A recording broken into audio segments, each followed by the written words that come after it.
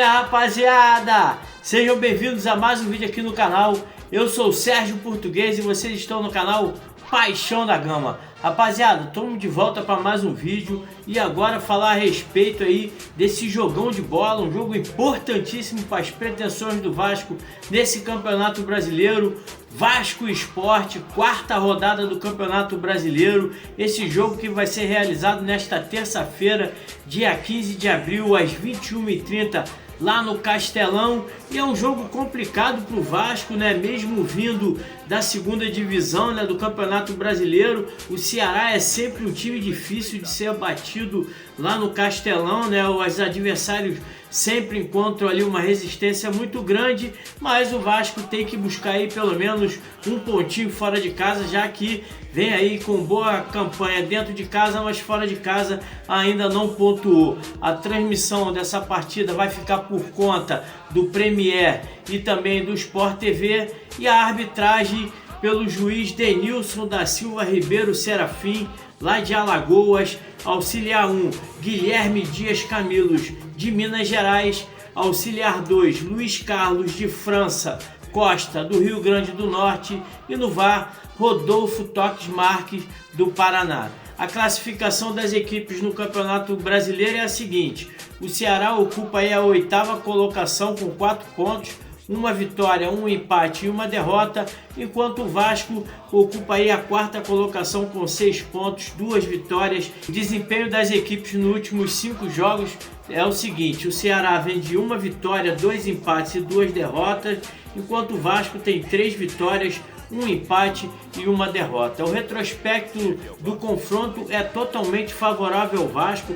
Foram disputados aí 25 jogos entre as duas equipes e o Vasco tem 14 vitórias, 8 empates e apenas 3 derrotas para o Ceará. Em São Januário é ampla a vantagem do Vasco, 8 vitórias, 2 empates e apenas 2 vitórias do Ceará, enquanto no Castelão o Vasco tem 6 vitórias, 6 empates e apenas 1 vitória do Ceará. Nos últimos confrontos, né, o Vasco tomou a ataca do time do Ceará 4-1 em pleno São Januário, no dia 30 de novembro de 2020, né? Tá marcado na história aí essa goleada, já que o time do Ceará tem poucas vitórias sobre o Vasco e uma delas é uma goleada dessa aí, então o Vasco tem que buscar aí um resultado importante para poder pelo menos apagar essa última impressão entre as duas equipes. O desfalque dessa partida vai ficar por conta aí do Ceará. Os laterais esquerdos, o Matheus Bahia e o Nicolas, com dores no adutor da coxa. O meio-campo, Lucas Mugni, que é o principal jogador dessa equipe, tem aí uma pubalgia. O Bruno Tubarão e o Pedro Henrique estão aí nos últimos detalhes para voltar aos campos aí pelo time do Ceará. Já o Vasco, né, tem aí uma maratona muito grande, né, entre Sul-Americana e Campeonato Brasileiro. O técnico Carille está tentando aí mesclar o time, né, fazer algumas alterações, poupar alguns jogadores, e o Vasco vai ter o desfalque do Felipe Coutinho, do Tietê, Puma Rodrigues, Maurício Lemos e do Lucas Oliveira. O Coutinho será preservado, né, por causa aí do desgaste, a sequência é muito grande, então tem o clássico no sábado. O Coutinho tem que estar em plenas condições, já que vem aí crescendo muito no time do Vasco. O Tietê será desfalque por causa aí de um problema familiar. Já o Puma Rodrigues foi dispensado, né, para poder acompanhar o nascimento do seu filho. Maurício Lemos tem aí uma contusão na costela, né, que foi contra o Porto Cabadeiro na Copa Sul-Americana, ficou de fora do jogo contra o Sport, ainda está se recuperando aí dessa lesão. E o Lucas Oliveira ficou aí por conta de dores na coxa. Os relacionados para essas partidas foram os seguintes: Adson, atacante; Alex Teixeira, também atacante; Daniel Fusato para o gol; Garré para o ataque; Hugo Moura para a volância; Jair, volante; Jean David, atacante; João Vitor, zagueiro; Léo Jardim para o gol; Lorde Augusto para o ataque; Lucas Freitas para lateral e também para zaga, juntamente com o Lucas Piton; Luiz Augusto, zagueiro; Matheus Carvalho, volante; Nuno Moreira, atacante; Pablo, goleiro; Paulinho, meio campista; Paulo Henrique, lateral; Paulo Ricardo, lateral, Payet, meio campo, Ryan, ataque, Souza, zaga, Vegete, ataque e Vitor Luiz, lateral. Que o Carille está fazendo um bom trabalho nessa questão de poupar principalmente o Coutinho e o Tietê, né, que são dois jogadores importantes, jogam ali no meio de campo, onde é o cérebro da equipe. Então o Coutinho vem numa evolução muito boa no time do Vasco, né, em 2025, bem preparado fisicamente, está subindo de produção, então tem que dar uma poupada, não dá condições de jogar todos os jogos, porque senão acaba perdendo esse jogador para o futuro. As duas equipes vêm de situações diferentes no campeonato, né? O Vozão perdeu para o Juventude por 2-1 lá em Caxias do Sul, começou o jogo vencendo a partida, né? Mas acabou tomando ali a virada do time gaúcho. E o time tem uma derrota, uma vitória e um empate no campeonato. Tá aí na média, né, 8ª colocação, um time difícil de ser batido, né? Já o Vasco vem aí de uma vitória importante sobre o Sport em casa, onde diminuiu ali, né, aquela fervura pela saída do Carille. A torcida estava pegando no pé do treinador, ainda não está tranquilo a situação do Carille, mas a vitória, apesar de não ter jogado aí como a torcida queria, o placar foi importante e o Carille teve aí alguns dias de tranquilidade para poder comandar a equipe do Vasco.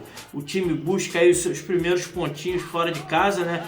Teve a oportunidade contra o Corinthians, mas o Carille preferiu estar poupando todos os atletas, então levou um time totalmente reserva, apenas 3 titulares naquela ocasião, e o Vasco tomou uma taca do Corinthians. E como eu falei ali no desfalque, por causa da sequência ele vai estar poupando alguns atletas, né? Espero que ele tenha aprendido, né, que colocar todos os jogadores reserva não dá certo, tem que colocar a força máxima, o máximo de titulares que ele puder escalar para essa partida vai ser importante. O clássico contra o Flamengo é apenas no sábado, então tem aí tempo suficiente para recuperar os atletas para esse jogo aí que é importante também. O Vasco está na hora de vencer o nosso maior rival. Apesar da vantagem do Vasco nos confrontos, né, o time do Ceará, como eu já falei, é um time difícil de ser batido dentro de casa. O técnico Condá gosta de um jogo mais reativo, né, aquele 4-3-3 mais com um time reativo. Na vitória de 2-0 sobre o Grêmio, ele fez questão de entregar a bola para o time gaúcho.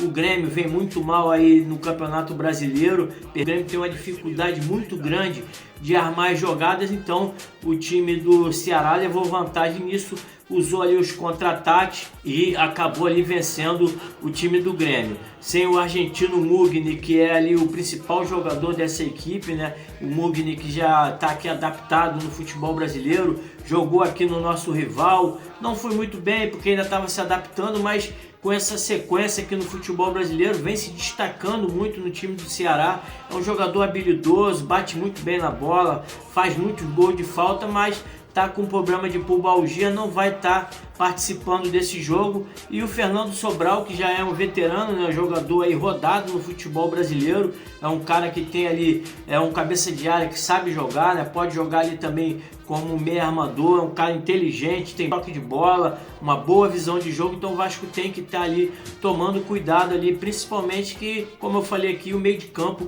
é o cérebro do jogo, né, onde as jogadas são articuladas. O time do Ceará depende muito do Pedro Raul, né, que vem aí em grande fase, o jogador está sendo aí o principal artilheiro do time cearense, se eu não me engano aí são 7 gols em 8 jogos, está numa fase exuberante. Ele que passou pelo Vasco e foi perseguido pela torcida, foi muito mal no Vasco, foi pro Corinthians também, saiu-se muito mal, então ele deixou aí claro que ele não pode estar jogando sob muita pressão, é jogador de time médio, jogador que não tem que estar sendo pressionado, então ele está sendo aí o principal jogador do ataque do time cearense. E o Vasco tem que tomar cuidado porque tem a lei do ex aí, a gente sabe que essa lei do ex é ingrata, mas com certeza aí o Carille vai armar um esquema para poder segurar o Pedro Raul.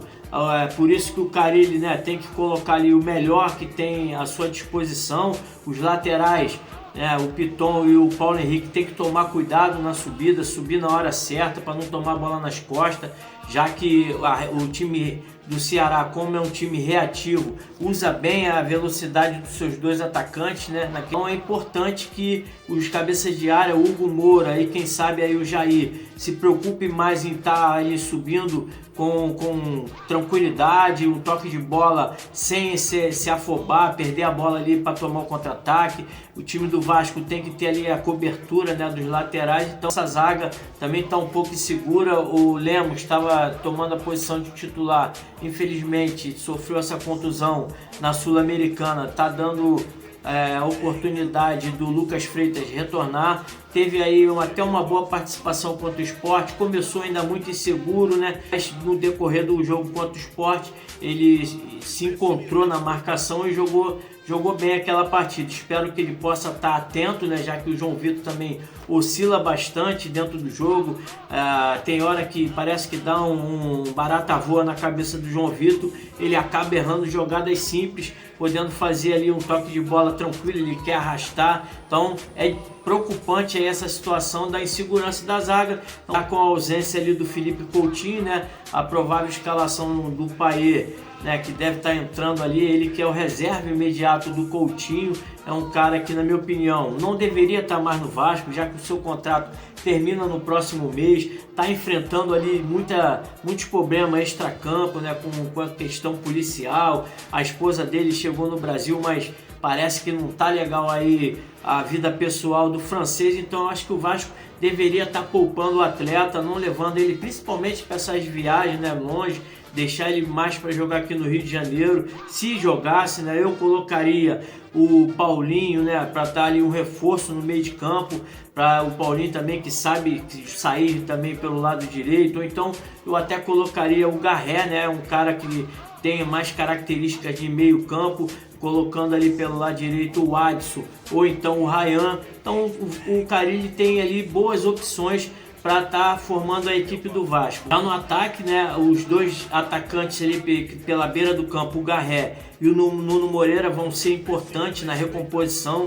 O Nuno Moreira demonstrou que faz bem esse vai e vem, né? É um cara que tem aí um vigor físico melhor do que o Garré. Está sendo aí um jogador também imprescindível, né? Principalmente no crescimento do Coutinho. Depois que o Nuno entrou no time ali, o Coutinho tem um jogador para dialogar, né? Um cara que tem ali uma boa visão de jogo também. O Garré está devendo. No último jogo jogou apenas 40 minutos ali com boa intensidade, depois acabou cansando. O time do Vasco caiu muito com o desgaste do argentino no segundo tempo. Tomamos um gol ali muito por causa de uma cobertura que ele não fez.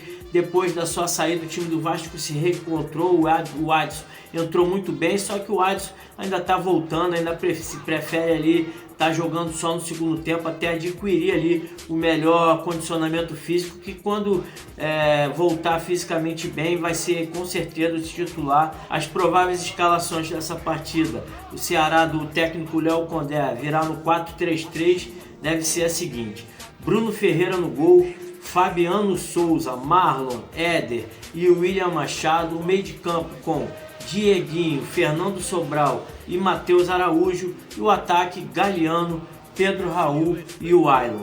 Já o Vasco deve vir com a seguinte formação: Léo Jardim, Paulo Henrique, João Vitor, Lucas Freitas e o Piton, Hugo Moura. Aí tem a dúvida entre Jair e Paulinho. E o meio de campo fechando com o Payet, Garré, Nuno Moreira e o Verratti. Espero que o Vasco busque uma vitória, que se te trouxer aí pelo menos um empate será importante, né? Já que o Vasco vem numa boa classificação dentro de casa, fazendo 2 vitórias dentro de São Januário. Está na hora de buscar um resultado fora de casa. Tem totais condições de trazer a vitória, mas se pelo menos trouxer um empate já é um bom resultado, porque o importante é vencer os jogos dentro de casa e trazer pontos quando for jogar fora. Um jogo de sábado, um jogo dificílimo contra o time do Flamengo, então seria de suma importância a vitória. O Vasco vem aí com o seu time alternativo, mas mesmo sendo alternativo tem condições de buscar vitória, porque tem jogadores com o melhor poderio técnico, né? A torcida do Vasco tem que se conscientizar que o time do Vasco tem um futebol mais pragmático, né? A característica do Carille é um técnico mais resultadista, gosta de estar ali vencendo, não importa como. Então é importante para a torcida do Vasco ter paciência, se conscientizar que o Vasco vai vencer, mas não vai convencer, e o importante nesse momento de reestruturação é vencer, ficar na parte de cima da tabela e fazer com que a temporada de 2025 seja tranquila para a torcida, para o clube, para o time, e que 2026, quem sabe, com a SAF em melhores condições, o Vasco vai se reorganizar, vai poder aí fazer um 2026 na busca do título. Quem sabe esse ano também a gente não possa estar buscando ali uma Sul-Americana, uma Copa do Brasil, que seria importante para a reestruturação do nosso clube. Valeu? Deixa aqui o seu comentário a respeito do que você acha sobre esse jogo importante do Vasco, Ceará e Vasco, jogo às 21h30 dessa terça-feira no Castelão. Se você acha que o Vasco vai trazer aí um pontinho lá do Ceará, ou se o Vasco não vai conseguir aí uma vitória importante ou até um empate. Valeu? Curta, comente, compartilhe e ajude o canal a crescer com a sua inscrição aqui no YouTube. Valeu? Um grande abraço a todos, saudações vascaína.